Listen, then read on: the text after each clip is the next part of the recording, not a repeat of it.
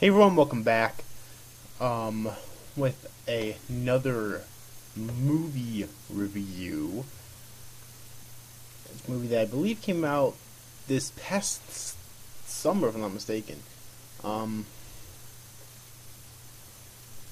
yeah, if I'm not mistaken, it actually came out this past summer. To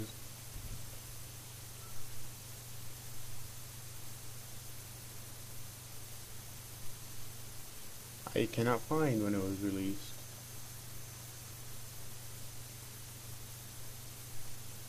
Yep, July 1st, 2013 in Mexico City, and July 12th, 2013 in the United States.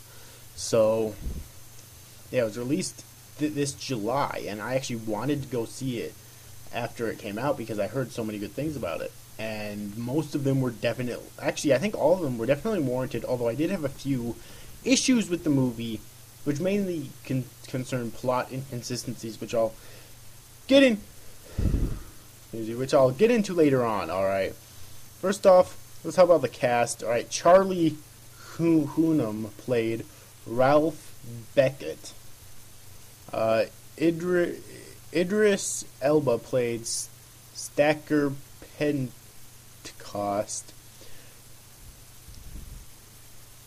Rinko Kikuchi played Mako Mori. Charlie Day played Dr. Newton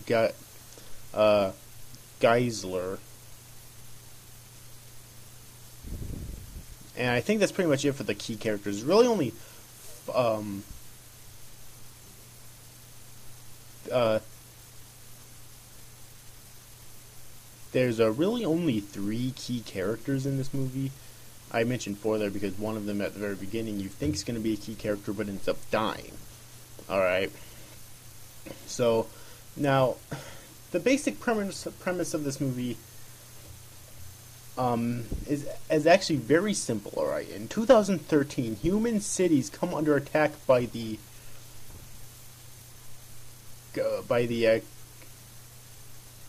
kaijus, colossal beasts who come through an interdimensional portal on the Pacific Ocean floor. In order to combat them, the Pacific Rim nations build the Jaegers, equally colossal humanoid war machines. Each Jaeger is piloted by two people whose brains are linked to share the overwhelming mental load of operating the machine.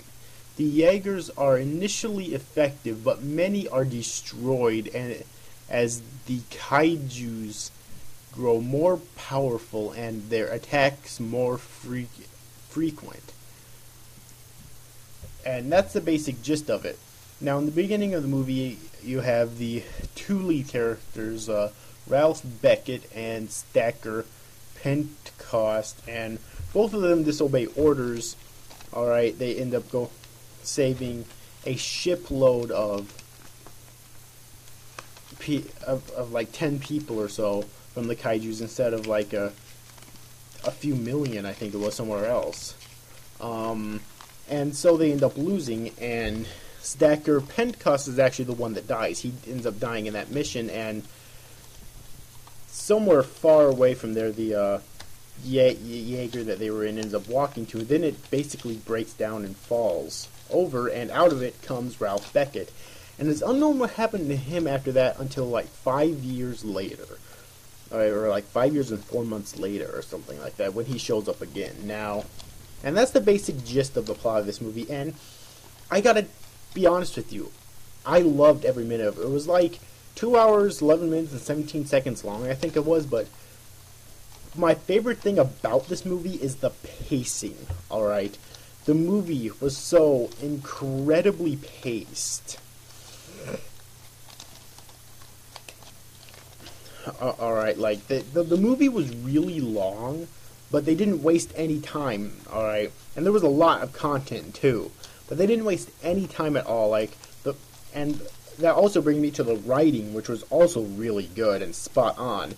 You know, all the dialogue was believable in terms of the writing. Alright, and the writing also obviously goes hand in hand with the pacing, too, which, as I said before, was great. So yeah, so all that was great. The acting, you know, in terms of the actors, their acting was great, and the casting was great, too. And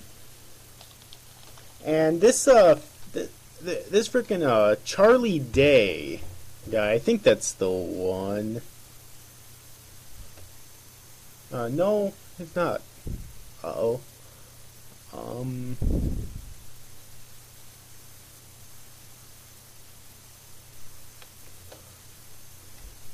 Okay, see, they don't call you. Okay, I actually made a mistake. I'm going to correct myself right now. They actually don't call these characters by name too often in the movie, so I actually mixed up the names. Stacker Pentecost is not the one person that died at the beginning of the movie. I don't remember who that is.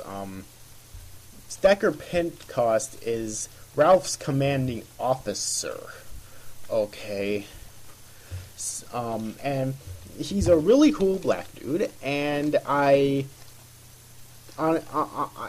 honestly reminds me of a Samuel L. Jackson in a way. And the reason why I say that is because he's a black dude who is incredibly skilled with acting and can be very dramatic too. I still think I would still prefer Samuel L. Jackson because I still think Samuel L. Jackson is better, but that's based off lots of acting roles I've seen him in, and this is the only one that the only role I recall seeing Idris Elba in. All right, so yeah, but I do think that he did a very good job at his role. He was actually my favorite role in this movie. Okay, and also this movie gets a lot of acclaim in the anime community for being kind of like an homage for being a love letter to Evangelion fans such as myself, being kind of like a live-action Evangelion without being a live-action Evangelion, because it's not an adaptation of Evangelion, obviously, but there's lots of elements in it that would remind you of it. For example, obviously, the most obvious one is the giant humanoid robots, which they have in Evangelion, and they did so well here. They look so realistic, which that's another thing I love about this movie. The effects were fucking phenomenal, okay? Like, they really were. So yeah, but like I said before, yeah, the giant humanoid robots were obviously, that's the first thing that's completely fucking obvious, that is kind of like an homage to Evangelion.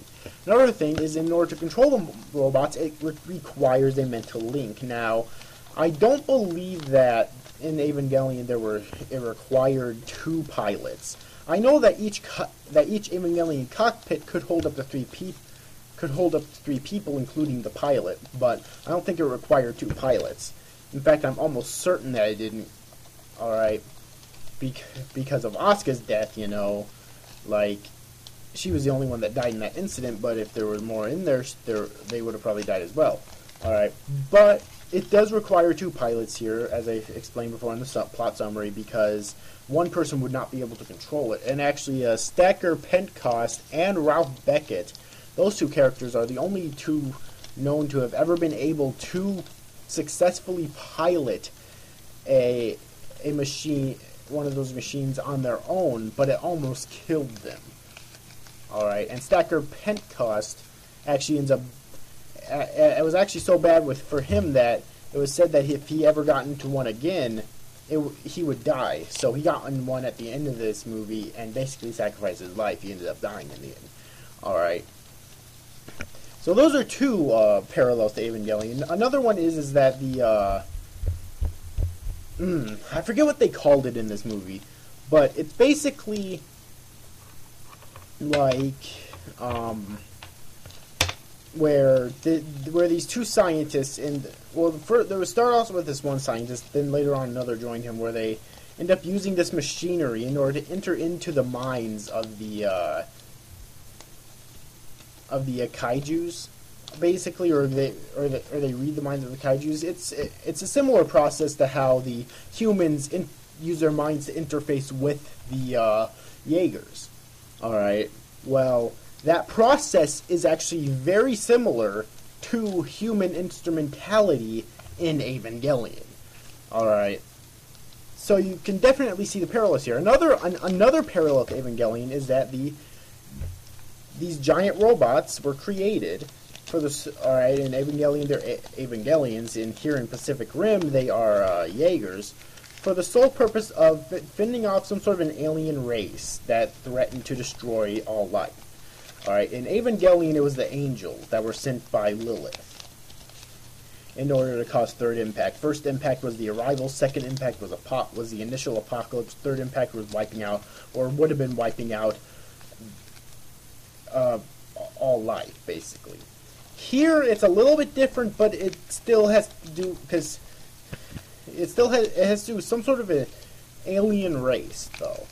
Alright, in this case it's the kaijus, which are flesh creatures. The angels were not flesh creatures.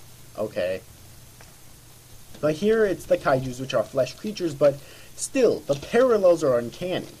Alright? So those are 4 parallels that I found. Now,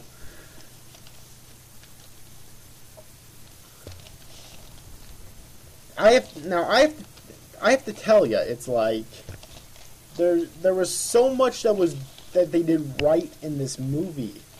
However, there were some issues that I had with this movie that I want to talk about now, okay? And really they have to do with a few plot inconsistencies.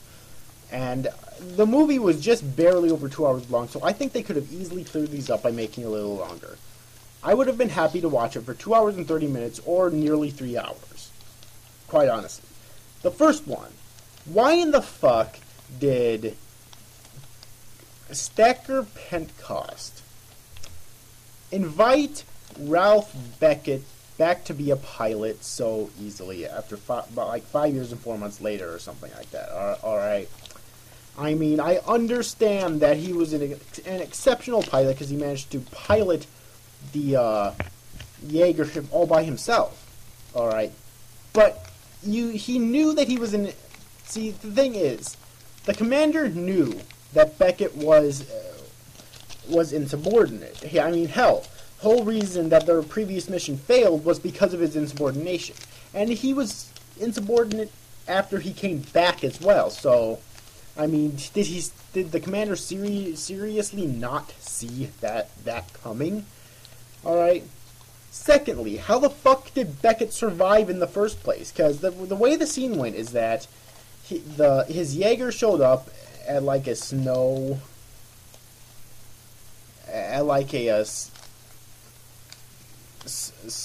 area where this kid and his grandfather are at with like a metal detector or something like that, alright?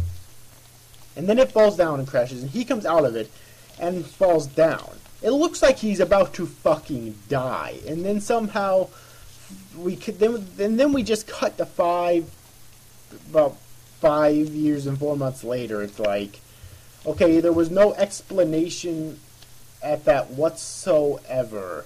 In addition, it doesn't even explain exactly how these two characters were able to control the Jaegers on their own. It doesn't explain that at all. Alright, so, there's just little plot inconsistencies like this. Alright, now, also, this is just a minor nitpick, but I noticed it, so I had to mention it. What the fuck was up with the red slipper that Stacker gave to Mako?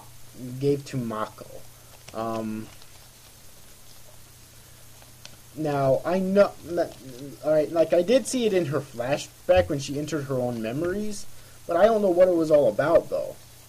Alright. And I also do have to mention that the ending of this movie was very cliche. Alright. It was. The ending of this movie was very cliche, although there was, I guess it was kind of nice. There was that, like, tiny, very tiny beacon of hope at the end. But the ending was very cliche with, I guess, like, Beckett and Mako falling in love because they both survived at the end and blah, blah, blah. it was entertaining, but it was also very cliche. Alright, so that's kind of an issue I have with it. In addition, the movie was inconclusive. It didn't even end properly, I didn't think. Like, the ending of this movie was alright, but I felt it didn't end as appropriately as it should have. Okay? Because what we got initially was, you know, that plan succeeded, but we didn't learn, but we don't know if they actually defeated them or not, you know. And another thing is kind of a personal disappointment of mine is I wish that we would have learned more about these creatures. And it looked like we were about to because that one scientist, he is Newton Geisler, who's played by Charlie Day. All right. All right. The whole reason he wanted to enter into the kaiju's minds is so that he could figure out their origins, where they come from, how they think and shit. But we didn't actually get that, and it kind of sucked that they hinted that we might actually get an explanation of that, but we actually didn't, you know. And that part kind of sucked as well.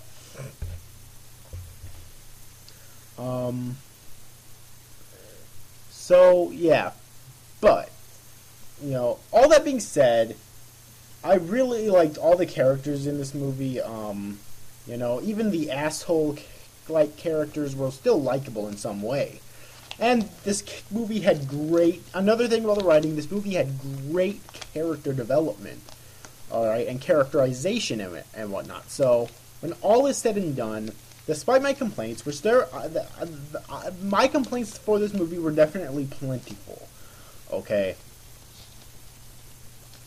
And it just goes to show you that if they wanted to make a live-action Evangelion, they most certainly could. Because this might be the closest thing we'll ever fucking get, but if they wanted to make one, they most certainly fucking could. Okay? This movie is living proof that they fucking could. Okay? So yeah, but anyways, I'm going to give this movie a final rating of 8.5 out of 10 because it was a very good movie, but it still had its flaws, alright? And I think that people tend to overlook the flaws in a movie like this, and it's kind of, you know, irritating when they do. So yeah. Anyways, overall, I hope you enjoyed this review, guys. See you after, guys. Thanks for watching. Bye-bye.